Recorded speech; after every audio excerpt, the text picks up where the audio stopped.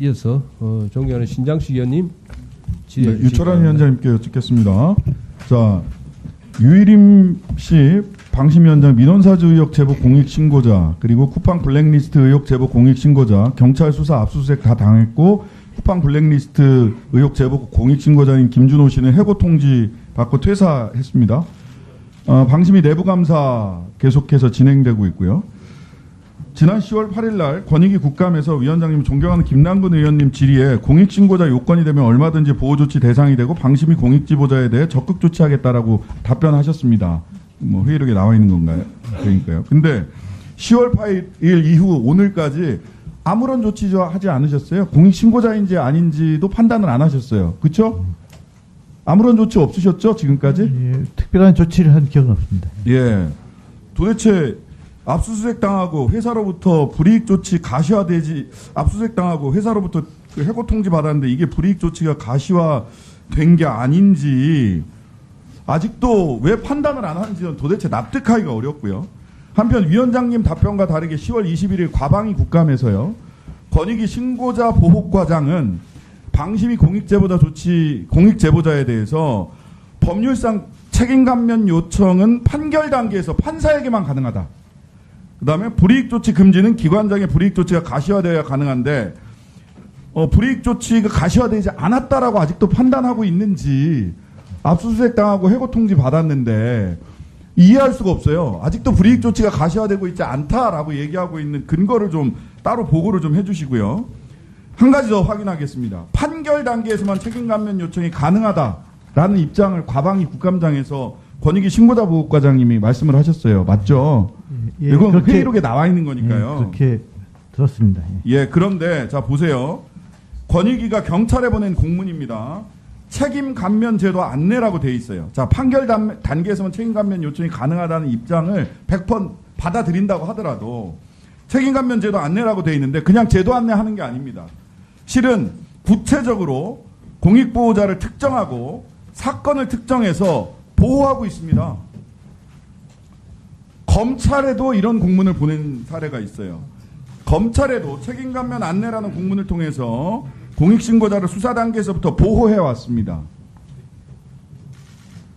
권익위 말대로라면 수사 단계에서 공익신고자를 보호할 방법이 없다는 건데, 그렇잖아요. 근데 검사나 경찰 수사 단계에서 신고자 의견서를 받고 이를 고려해서 기소를 유예한 사례들도 있습니다. 판결문 보세요.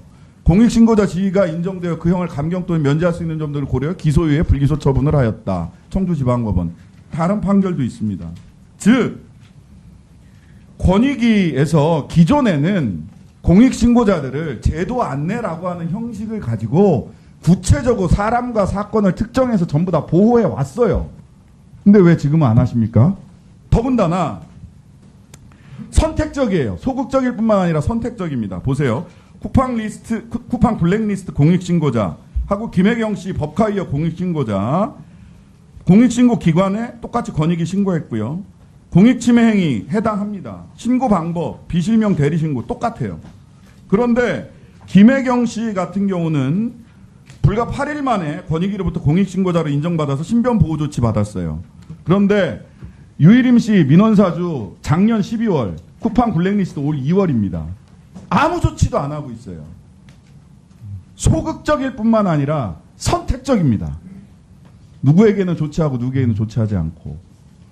자, 유철한 위원장님 된 다음에 소위 경찰이나 검찰에 책임감면 제도 안내라고 하는 제도를 통해서 공익신고자 보호한 사례 있습니까? 예. 한번 확인을 해보겠습니다. 다만 의원님 말씀대로 저희가 선택적인 보호 조치를 한 건 아니고 선택적 보호 조치를 하셨잖아요. 네. 지금 안 보이세요? 아니 소극적이고 선택적입니다. 제가 답변 드리는 자, 것은 확인해서 보내주시고요. 예, 확인을 해보겠고요. 이렇게 소극적이고 선택적으로 보호 조치를 하고 인용하다 보니까 공익신고 비율 자체가 매년 줄어들고 있습니다. 보세요. 공익신고자 보호 인용률도 32%에서 8.2%까지 줄어들었어요.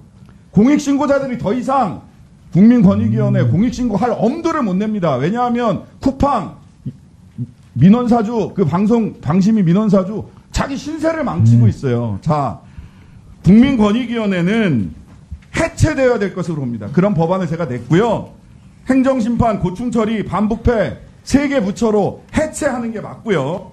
이 국민권익위원회 해체되면 유철환, 정승윤, 박종민, 김태규, 김홍일 이 5분은 국민권익위원회 해체 주범이다 라고 역사에 기록될 겁니다. 저희는 각각 그 신청 취지에 따라서 그렇게 보호 조치를 하고 있습니다. 한번 그러나 의원님이 지적하신 부분에 대해서는 검토해서 또 답변을 하겠습니다. 수고하셨습니다.